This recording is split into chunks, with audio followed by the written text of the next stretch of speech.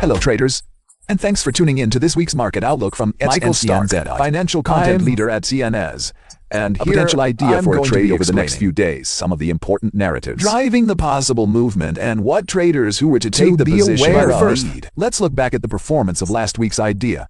Last week, the idea sell for gold against the US dollar with a target of around $2,140. So far, that idea has proven to be inaccurate, but it's possible that there might be a deeper retracement and that target could be reached. So it's something that we continue to monitor over the next few days around economic data. Now for this week, the potential idea is a buy for cable, the forex pair of pound sterling against the US dollar.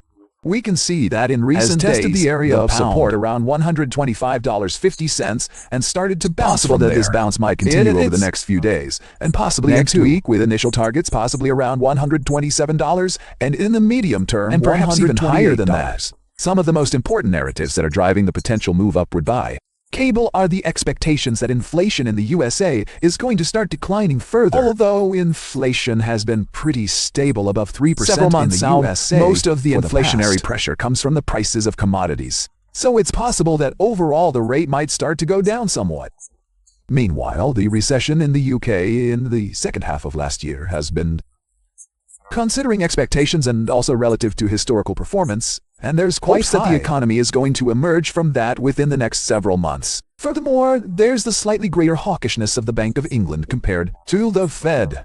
Bank of England is likely to start cutting its rates from widely expected to start with its first cut from June. The most important data to be watched by traders aware to take the position this week are firstly final US GDP for the fourth quarter on Thursday, followed by personally consumption expenditures and personal income and spending also from the USA coming out on Friday afternoon GMT.